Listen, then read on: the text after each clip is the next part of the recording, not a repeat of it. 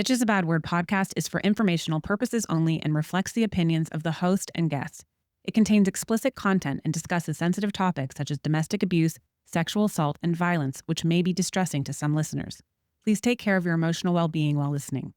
While we strive for accuracy, we make no warranties about the completeness or reliability of the information, and any reliance on it is at your own risk. We do not endorse third-party views and are not liable for any defamatory claims. Listeners should conduct their own research and consult professionals before making decisions. If you or someone you know is in danger, please call 911 or contact the National Domestic Abuse Hotline 24 hours a day, 7 days a week at 800-799-7233 or text START, S-T-A-R-T, to 88788. We've got your back, besties. Caliber Studios has not independently verified the information you're about to hear.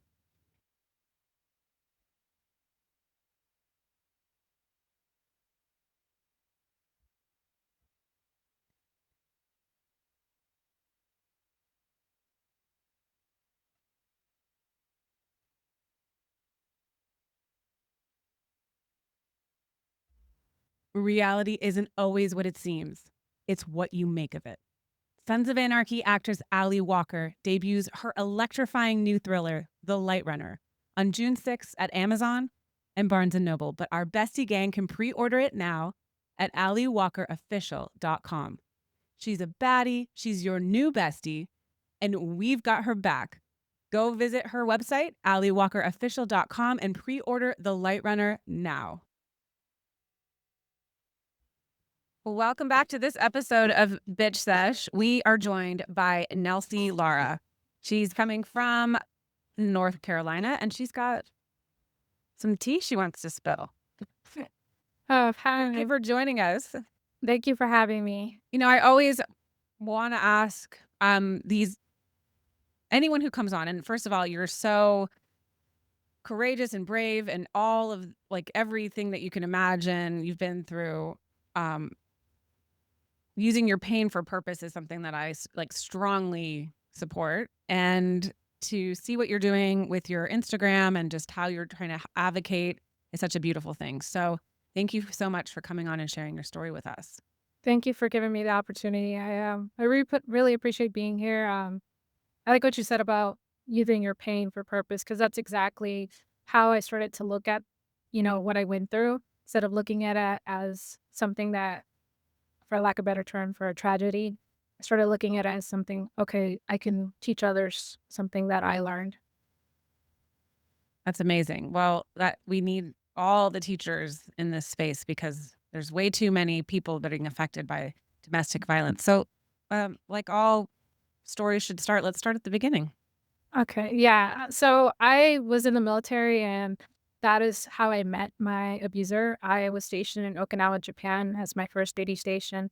And there is when I met my abuser. Met him in 2019. We didn't really know each other very well, but there was like very tiny interactions. And from what I've learned now is that at that point of time, he was doping me out. So he had seen me around, but he didn't really make as many attempts to engage with me until the beginning of 2020, where I didn't notice him, but he was noticing me. And the first interaction I had with him, I think it's a very interesting interaction because of what he said, where he saw me, I was working at a computer, and then he comes in the computer lab and he just says, "Oh, do you ever give yourself a break?" And I look up and I see him, and I'm just kinda confused because I didn't know who he was. Um, and I thought it was just strange how he kinda came off.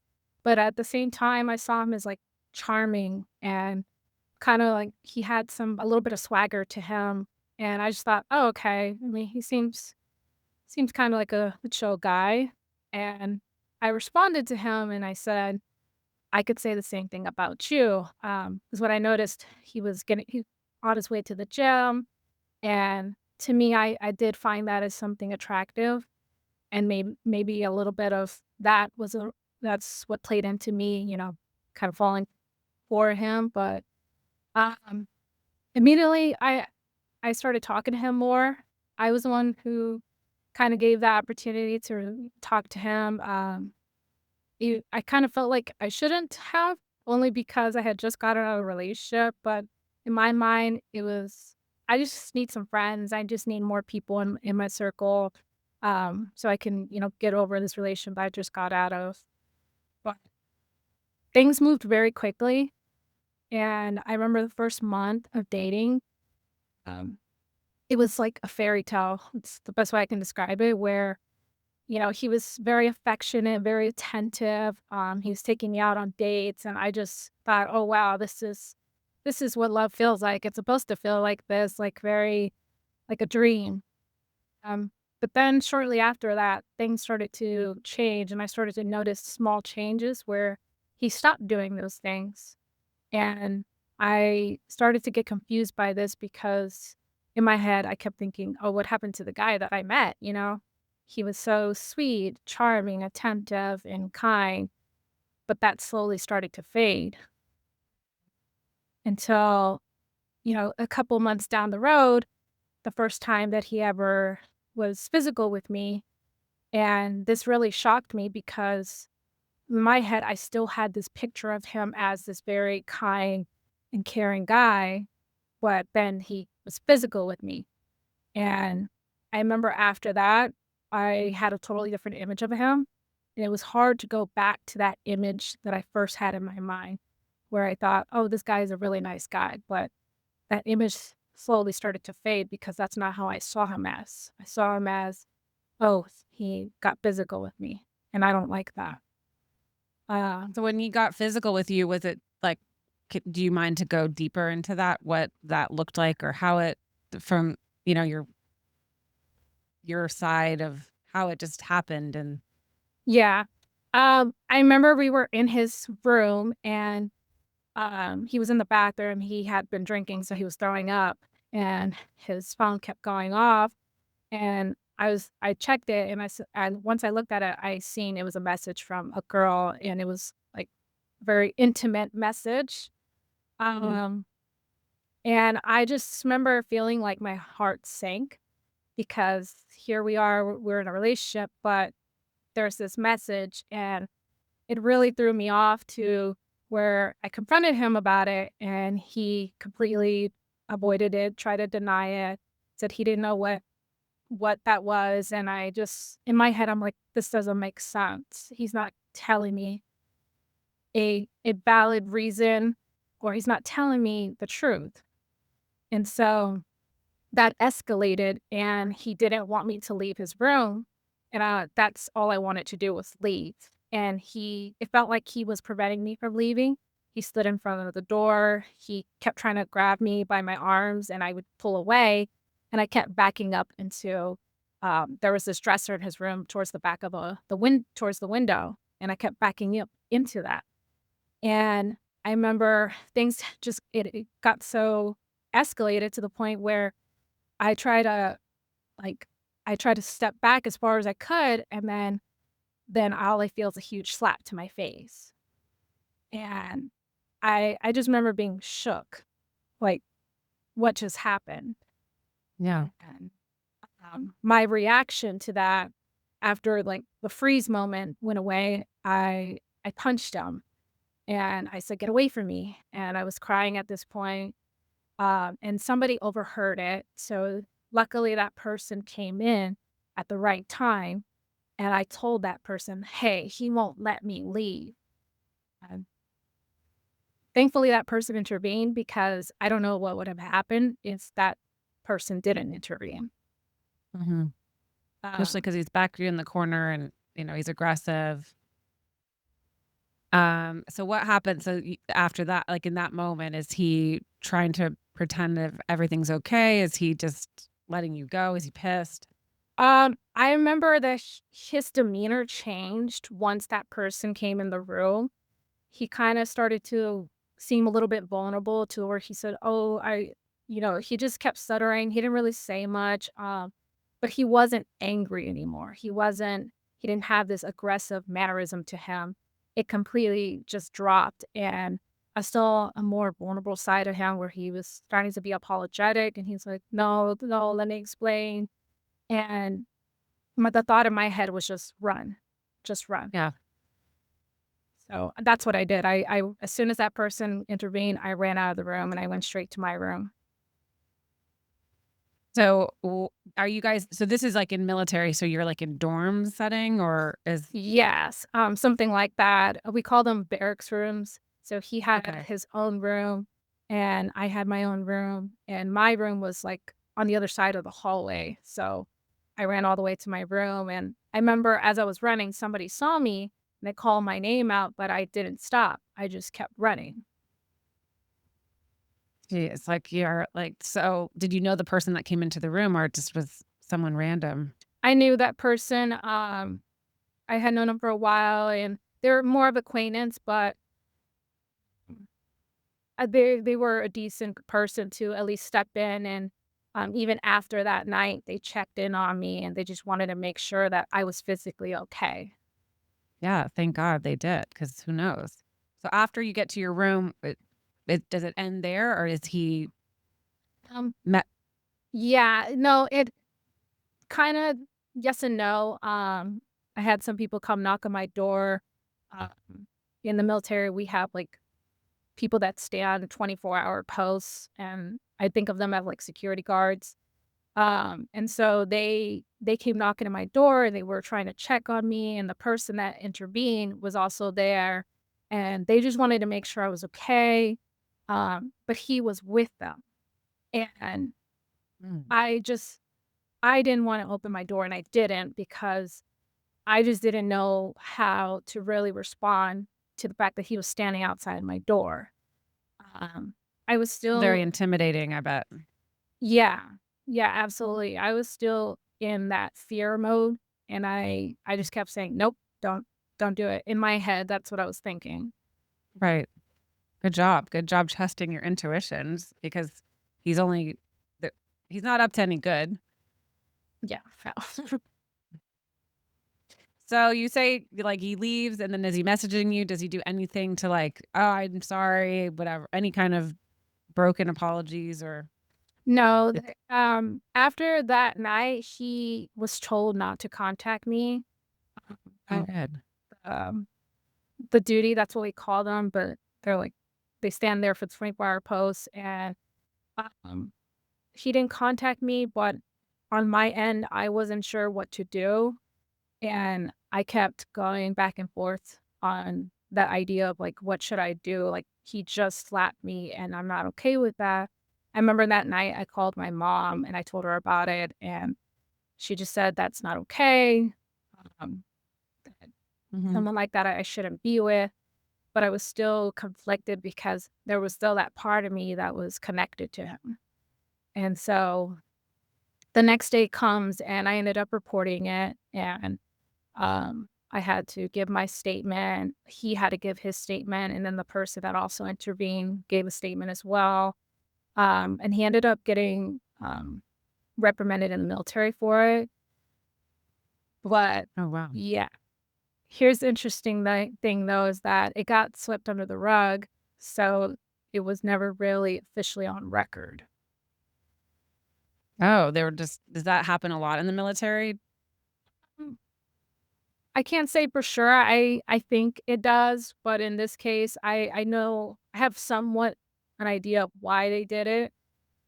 Um, because Why do you think? oh, yeah, 'cause he was a good Marine, and he was good at his job, and he was well liked by everyone, and, I would say he had a reputable career, so I believe they just didn't wanna jeopardize that. Oh, like covering it up and making because that's like if that's in him, that's what he's gonna keep doing. Right, and that's what he did. He kept doing it for 4 years after that. To you? Yes. Oh, so you stayed with him. Oh, Yeah. shit. I was like, "Oh, no." Oh, I was like, "This is great. This is amazing." She's No. left after the first time. Okay. No. So you didn't leave after the first time. No, after that first time, we were separated for a while, and then the following year, I ended up getting pregnant. And so that's kind of where that journey continued, where I got pregnant, and shortly we were shortly after that, we were getting married, and we were living together. and the abuse didn't stop, and it escalated even further. Hi, I'm Sarah Wayne Callies, and I played Dr. Sarah Tancredi on Prison Break. And I'm Paul Edelstein, and I played Agent Paul Kellerman on Prison Break. Please join us on our rewatch podcast, Prison Breaking, with Sarah and Paul. We're going to have all kinds of guests and never before told stories. So follow us on Apple Podcasts or Spotify or wherever you get your podcasts. And you can subscribe to our watch party on the link there. We can't wait to see you there. And follow us on Instagram at Prison Break Podcast. See you there.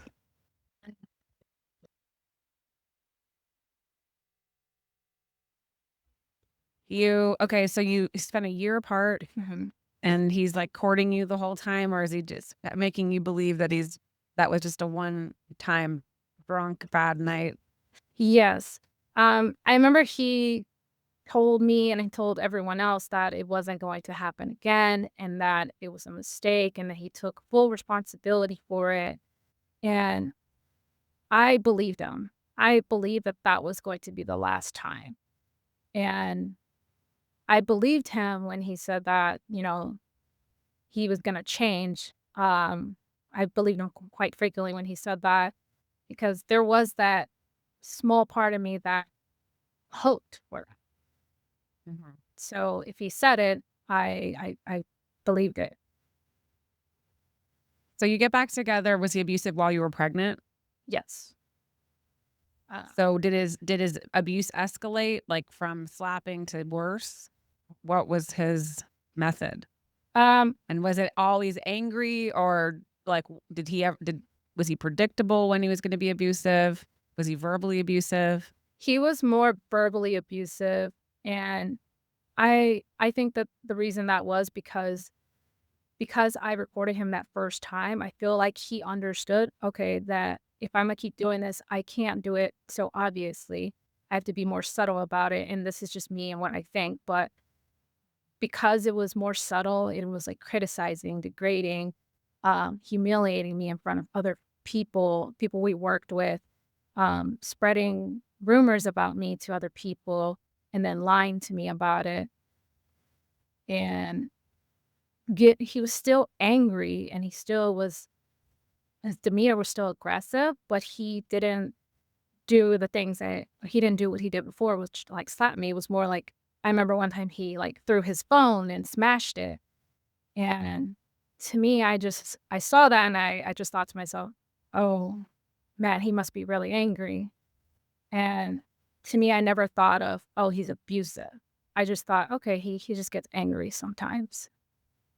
But what we're learning from people like Lundy Bancroft, for example, it's like if a man is the anger where they punch a wall or they throw their phone towards you, or that's physical abuse, that they're showing you, they're terrifying you on purpose.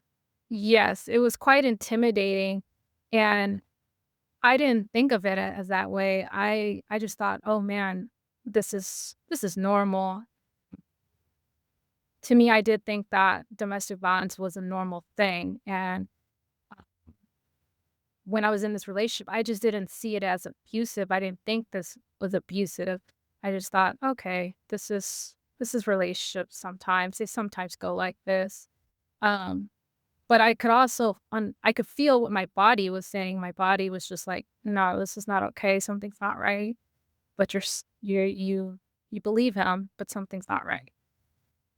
So it was very confusing, especially during my pregnancy where I remember the abuse was happening, and I also remember not really processing a lot of it.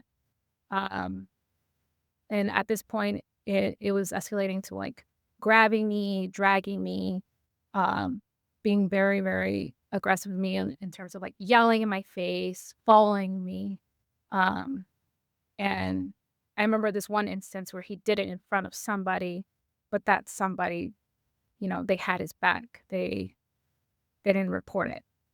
They just watched it happen. And you're pregnant. I mean, how a horribly terrifying experience. And I mean, it sounds like this guy had just so much protection and just anger. I mean, he's angry at you because you told on him. Right. And that was like he was gonna be angry with you. He sounds like he's very coercively controlling. and then he was going to be angry with you. You pissed him off. There's no coming back from pissing off someone like that. Oh, They don't forgive. yeah, no, he never forgave me for that first instance because it was something that kept getting brought up. And Mm. I remember one instance where I tried to converse with him and tried to understand why it made him so angry. And he really didn't give me a clear answer. He just kept saying he felt betrayed. And that, You're like, but I felt betrayed when you hit me in the face. yes. I it was mixed emotions because I felt so guilty. And that was another way that he kept control of me, was that as long as he could make me feel guilty, I would feel that way, and then I would take responsibility that wasn't mine to take. And he would remind me, "You betrayed me. You betrayed me." And I didn't understand at the time how I betrayed him. I just thought to myself, "But you hurt me. What was I supposed to do?" Yeah, you betrayed him. What he's saying is you exposed his deep shame. And when a toxic, abusive, or pathological person feels shame, they can't handle it. They lose their shit. Oh, yeah. So you're pregnant. Like, you're pregnant, you're living with him, you get married, and then he's abusive the entire time. Yes. It was going back to, like, being very subtle, and it was more gaslighting, it's more coercive control, intimidating, um, a little bit of monitoring, and then belittling, degrading, that was often present. And I felt the lower my self-esteem got, the more controlling he became, and where it started escalate to even more physical at this point, where after we got married, he was destroying the house. Like, he punched a hole in the wall. He was breaking things that belonged to our son, and breaking the door, like, just multiple things in the house where he broke. And he was launching objects in my direction. And still at this point, I didn't think that this was abuse. I just thought he gets really, really angry. But that's abuse, y'all. When they break your stuff, they break other things, they punch walls, they intimidate you. That's psychologically abusive. So, oh God, okay. So he's baby's born. What a beautiful time, but it's the worst experience when you're in domestic abuse. Oh, yes. And I remember those first 2 months because he wasn't really around for the full, newborn stage. He had to go back to, Japan because he was still stationed there, and by this point, I was in California. But those first 2 months, it felt like forever. And I remember at one point, I was trying to kick him out, and then I felt guilty for it because that was what he was saying, like, "You're betraying me. You're kicking me out. Like, I didn't do anything wrong." And that was something that I often struggled with mentally, was he's saying he's not doing anything wrong, but there is something wrong. Right. So fast forward to a couple months down the road, where he's living in the house. He's officially in California. Things just further escalate, and there was just multiple incidents after incident after incident, and he kept getting removed from the house because I would call the police. I would report him.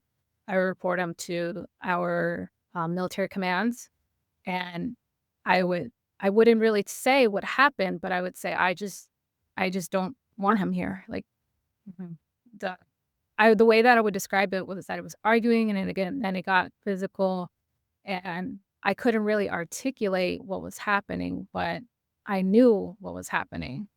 And it was very hard to say it just because I didn't know that this was abuse. And no one's like pointing it out to you. No, because as soon as they would get there, and this is what really, really stumped me, was that his whole demeanor would change. That he went from this angry, aggressive individual to a very calm and collected person, and he's smiling with the police. He's laughing. The mask is back on. Oh, yeah.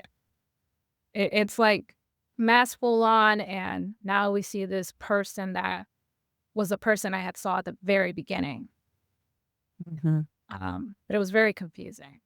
Yeah, confusing is the right word because it doesn't make sense. And you're like, how can he be this way with one person and this way with me? It doesn't compute, Normally people are the same way all the time, pretty consistently. I mean, you have your bad days where you might be a little pissed off with somebody, but for the most part, you present pretty predictably. Right. And that's really what just I guess that's why I couldn't really understand or figure out what was happening.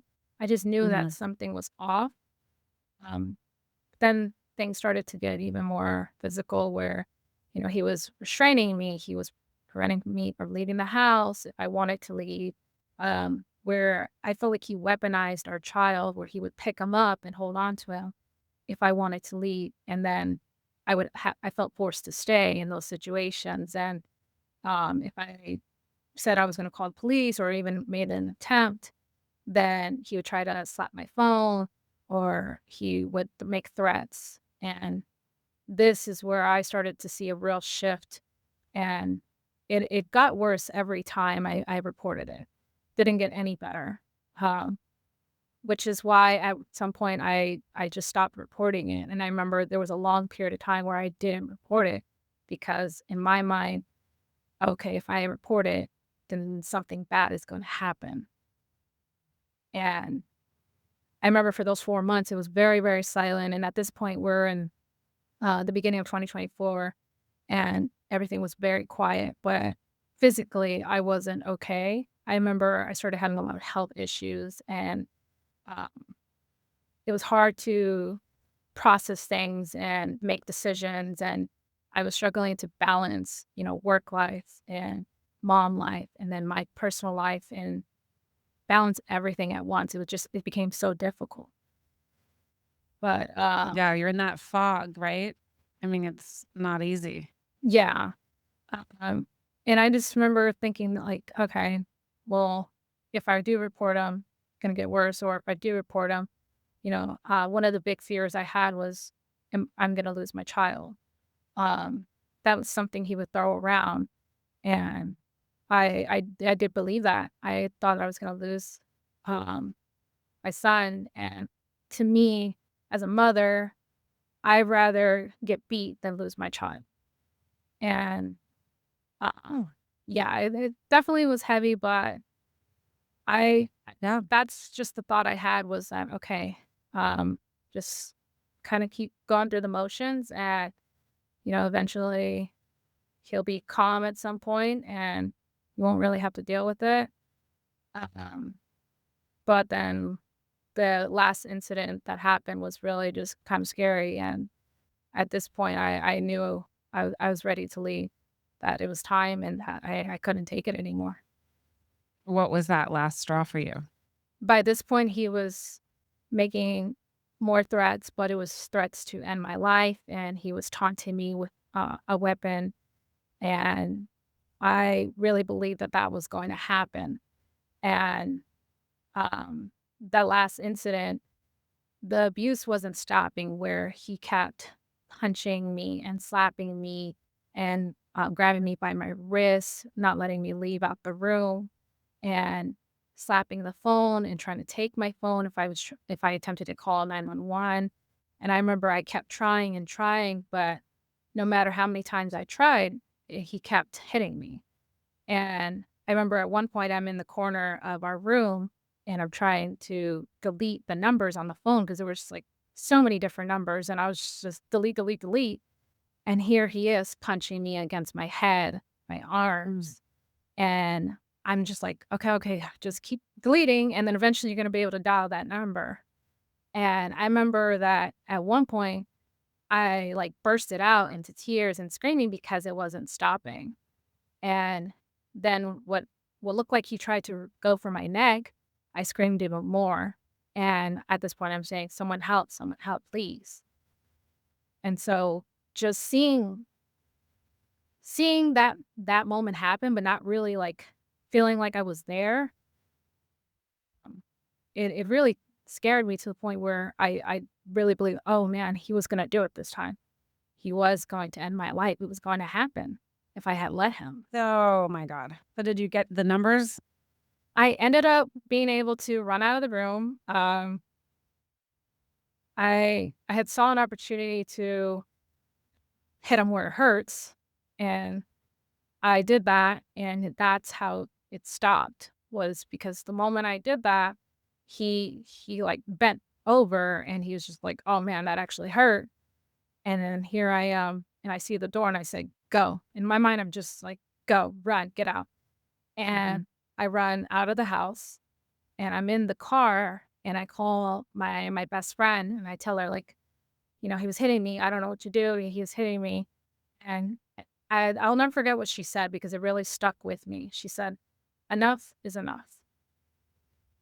And I'll always remember that because she was right. Enough was enough. This couldn't happen again.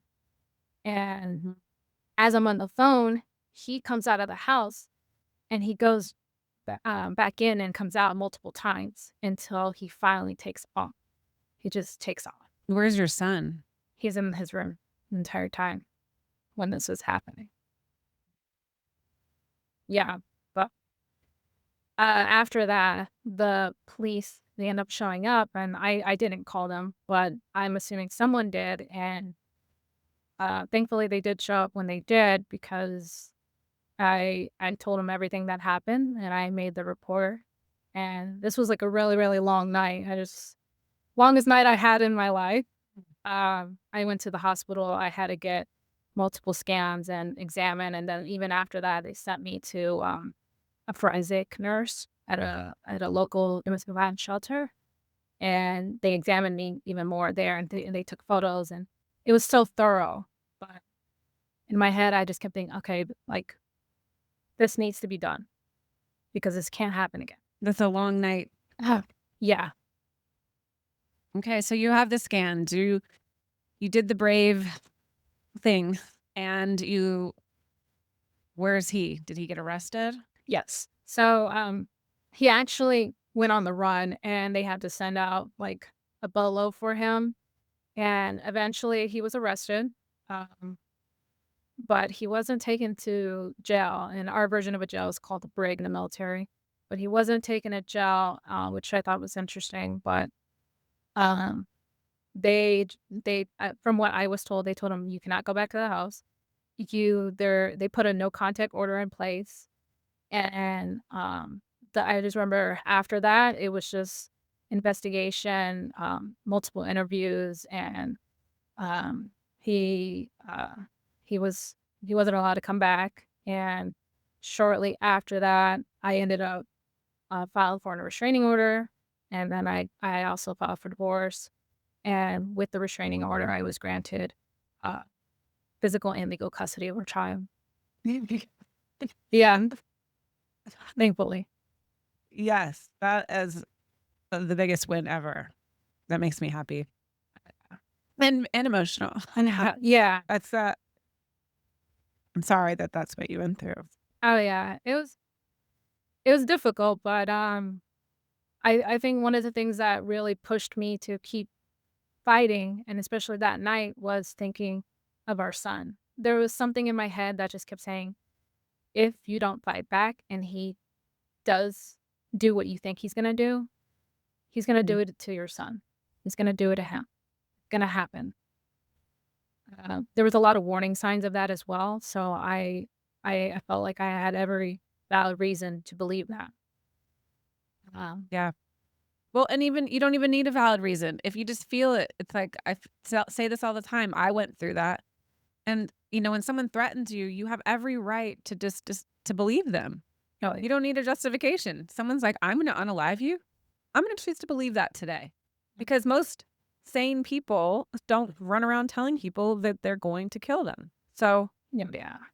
or hurt them or threaten anything. So you absolutely did the right thing to believe.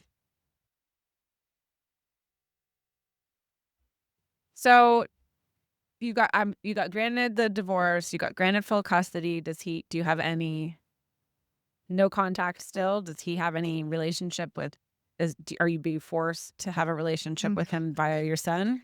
Yes, he gets supervised visitations. He has, it's supervised via like a parenting app where he can have those phone calls with our child since we're not located in the same state. Um, and that is as much contact as that he can have.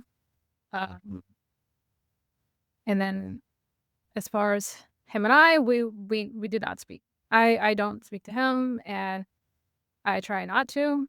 If I Mhm. have to, it's solely about our son, and um, yeah.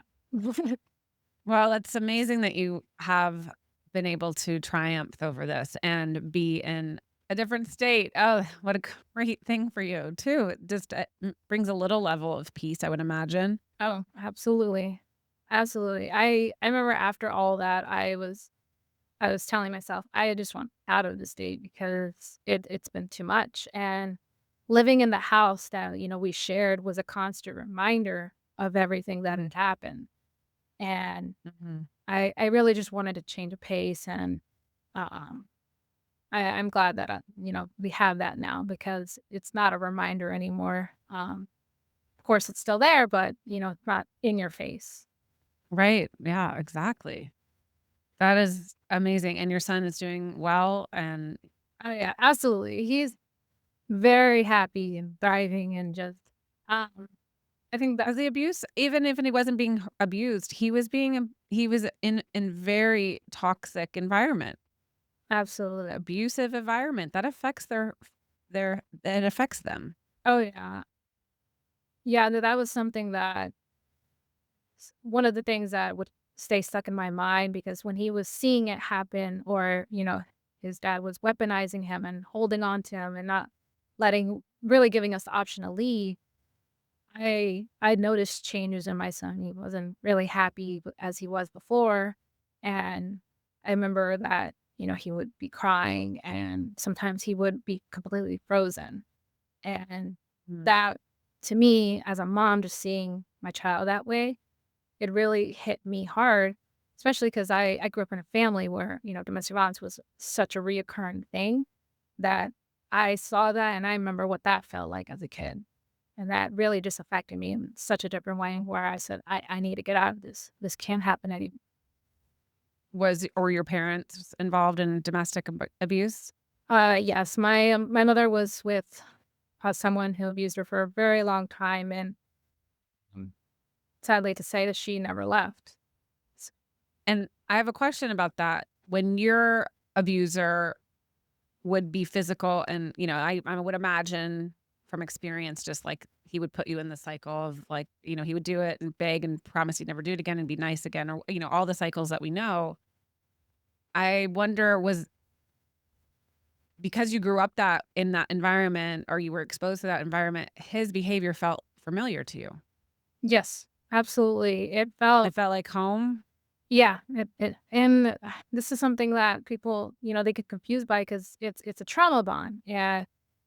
But it felt familiar and familiarity was safe in a Yeah. sense Mhm. until I realized, no, this what he gives me is not security. It's not stability. It's not safe. It's abuse. That's right. But it feels like home. It says home is where hell is in those situations, it's not a safe place. I'm so proud of you. I'm so excited for your future and just like, uh, have you done the work? Are you working on yourself though? Do you understand, the healing that needs to be done so that you don't find yourself in another situation like this? Yes, absolutely. And that was something that became my focus even after that. Something that I don't think I mentioned was that during this relationship, I was in therapy. So Okay. my therapist was trying to get me to see what was happening to me. But I remember when she showed me the power control wheel, I didn't really identify with it. I just thought to myself, well, I don't know what this is because I didn't think anything of it. But doing the work with her, I started doing, breathing techniques. I started learning how to ground my body. I started being very physically active, started weightlifting, running, and taking care of my body and to heal my body from years and years of trauma.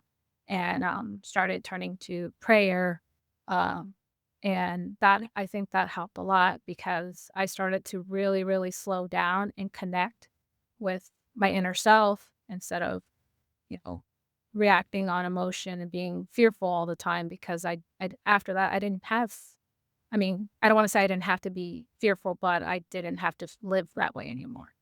Hmm. Do you find that this is like a military problem?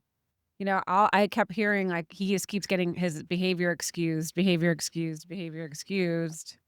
But yes, I have some strong opinions about it because I've met so many other women that are military spouses and they say, "Hey, this happened to me, but he wasn't held accountable." Or this happened to me and they just swept it on the rug and it's a common trend. And this was something I actually really, really sat down with the lawyer I had and I asked her these questions. I'm like, why does this keep happening, but nothing's happening to, the perpetrator? And what I learned was that the way the military defines domestic violence is that they believe that domestic violence is only physical. But they I feel like that's very misguided because I think like as we all know that verbal emotional abuse, psychological abuse is still abuse. Yeah. Sometimes it's even harder to endure that kind of abuse. Yes, and I say that to a lot of women that come to me. I think what's harder is the emotional abuse, the psychological abuse, the intimidation, the stalking. I think that hurts way more than the physical, and the physical, of course, we don't want that, but the physical doesn't last forever. So what are you doing now? How are you turned your pain into purpose? Now I am advocating and spreading awareness about domestic violence and the different types of abuse and trying to really educate people that domestic violence isn't just physical. It's coercive control. It's coercion into doing things that you don't want to do. And that fear and that feeling that you get when it's happening again, because you know when it's happening again, your body will respond and feel it before, your conscious will, is trying to really emphasize that and getting people to see those early warning signs um, that we often I think we overlook because we're like me, where we think, "Oh, it's not abuse. It's just he gets angry sometimes." So where can we find you? I can be contacted through social media. I do have my page, my Instagram, and TikTok.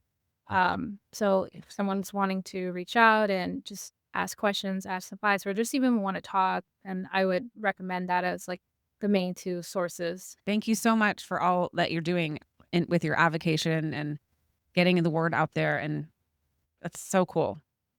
I think it's very important. Being able to do that and step out of that silence that, I'd say prison because it felt like a prison. Um, Something I commonly said to other people that, when I left, I finally felt free from the shackles that were him because it felt like a prison cell. It felt like I was trapped and there was no sense of freedom. And leaving that, I felt free and I felt like I could use my voice. And that's really why I spread awareness about it and why I tell my story because I want people to understand and know you don't have to stay silent anymore. You were groomed to stay silent, but that doesn't have to be forever. You don't have to stay that way. You're free. I love that. Yeah, they're being groomed. Oh, well, Nelsy, thank you so much for coming on this episode of Bitch Sesh and sharing your story and having, this really important conversation. I thank you for having me. You are our new BFF. So if any bestie out there is listening and they want to reach out and speak to a BFF, Nelsy's got your back and we will connect you in our show notes and anywhere else we can. Thank you so much for joining us on this episode of Bitch Sesh with Nelsy.